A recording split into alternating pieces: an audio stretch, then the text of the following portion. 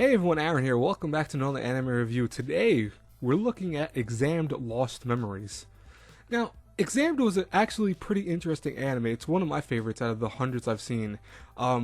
It really was one of those really cool shows, and I think in many ways it wasn't, I want to say, well received enough that, not per se in the reviews were very good, but it wasn't well received enough because it wasn't on a big platform, even though it sounds like it was a big platform.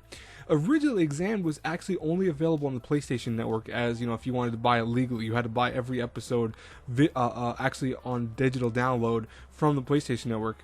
Now, I think that was a good idea in concept. I understand the concept they're trying to put onto a gaming system, but the problem was that PlayStation Network at the time wasn't as big as it is now. Back when this came out, which was around 2008, the biggest thing was Xbox 360 was the reigning champ in terms of the more popular platform. I'm not trying to start a console war, guys and girls. Really, I don't want to see stupid comments down below oh, Xbox is better, PlayStation. I don't want to see that, because I'm just saying in terms of statistics, Xbox 360 was doing a lot better in sales and a lot better with just more users than PlayStation 3, which PlayStation 3 at the time, the PlayStation Network did not have a lot of people buying stuff on it. It wasn't as popular. Now, what's funny about that now, though, is that PlayStation 4 has become a reigning champ and Xbox One has become a almost, happenstance, which is very odd to me, but it's funny, that's just how it is sometimes.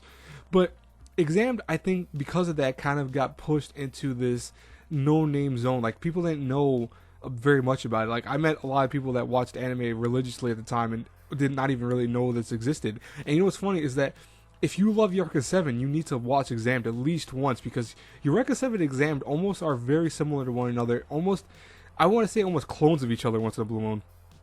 And that's because also the artwork style, if you haven't seen it, looks very similar to Eureka 7. That's because it's done by Bones does amazing work. But they're the ones who did this, and you can see that they really, the studio really went and made it look a lot like Eureka 7. Now, let's go into the story and talk about the story and plot and stuff like that. So, what we have here is our main character, Aki Yuki Takahara, who he is living on an island known as Senten Island, and he's really your typical high school student. The trope is right there. He's this typical no-name. His mother is in a relationship with his father, and they're having a strained issue. His father's the town doctor. And, it's one of those things oh, well, I'm just kind of bored with a lot of things because it's an island. I think the concept of being on an island sounds cool, but if you have no really big cities around you and stuff like that, it could get boring. I get that. But one day, a kind of huge explosion happens, and we have Aki Yuki getting exposed to this weird orb thing that is known as Xamd. Now, what happens if he does not leave the island when he meets this strange girl, I think her name's Nakami? If he does not leave the island and she doesn't teach him how to use his powers that he just gained from this damn thing, what's going to happen is he's going to turn to stone, because that's apparently what this stone does to you. It makes you turn to stone if you don't learn how to use it correctly. And ironically enough, when he does use it, he ends up becoming this weird, almost mech-like creature that embodies him, and it takes over his body and stuff like that. It's very weird, it's very interesting, but it reminds me so much of Eureka 7 in many ways, of the kind of craziness that it's borderline aliens and humans at the same time. It's weird.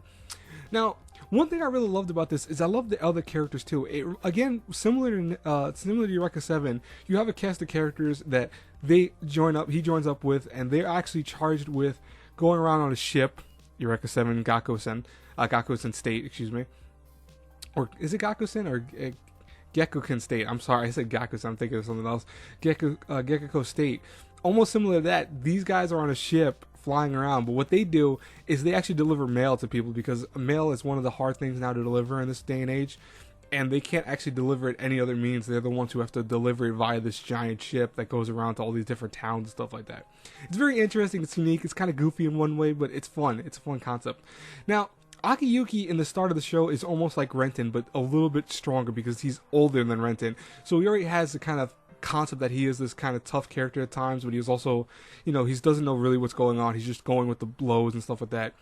But one thing that I loved about the show is how it does its romance, because romance is one of the biggest parts of Xamd. And you would think, oh, this girl coming out of nowhere is going to come in, take away Aki Yuki from his childhood friend Haru Nishimura. and you think, oh, that's gonna be one of those, you know, type stories, love triangle type thing. But it does not do that. Actually, it's actually very interesting how they handle the relationship in this whole show, where, you know, his childhood friend actually goes off at one point. I'm not gonna spoil everything, but she goes off to look for him at one point because he's going off the world, traveling and around and stuff like that. And it's just interesting because you don't typically see that all the time with shows like this. You usually would be like, oh, I know what's going to happen. I can predict what's going to happen. But it doesn't predict the way you think it might happen. Now, one of the biggest things about Xamd is, similar to Eureka 7, I don't care who's seen Eureka 7, is one thing that we all know about it. There are some confusing moments in Eureka 7 that take like multiple views or kind of like a bigger, broader understanding of, like, for example, the whole coral reef that was in Eureka 7 and stuff like that. You didn't really fully understand every single detail about that when your first time going through the whole show. And I think, ironically, if you say you did, you're probably lying to yourself. You're probably like, oh, no, I knew everything that was going on. It's like, dude, come on, realistically, you did not know every single thing that was going on in Eureka 7. Eureka 7 has a very big, broad world-building system that, if you don't really like study every little detail about certain characters and concepts, you won't fully grasp the story. That's very similar to Xamd, where Xamd has this bigger element to it that, like, it has these creatures and has, like, the main concept of Xamd. It has all these things, but you don't fully understand them with, like, just the first glance. You have to really make sure you pay attention. Now, if you're here just for the romance plot and the mecha action, trust me, it's got you there. It's great romance story. It's a great mecha show. It's awesome. It works every sense of that concept. But if you're here for every single little detail of the story, you might be lost sometimes, and you might have to be like, oh, I don't fully understand that. And that is a big issue, I think, with both the Eureka 7 and Xamd, for example. But overall, you know, graphically, Xamd looks amazing. I mean, it's something that came out in 2008, but it could clearly be something from 2013, 14 at best. It still looks amazing. I have it actually, I just got it as a birthday gift. Thanks, Mom and Dad, for that.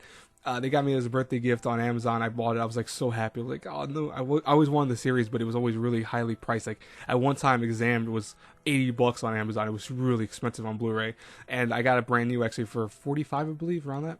So I mean, I think that's big difference right there. But it's 26 episodes, and it's really, really, really good. And I love the ending of the show. Like the ending, almost at first I was gonna be pissed off at how it ended, I thought. But they really did something really nice and sweet with it, and I was just blown away by it because it's something that lasts with you for weeks later. It's one of those shows. Anyways, though, if I had to review everything that I have here, A through F, I have to give the show a solid A-. It is a great, great show.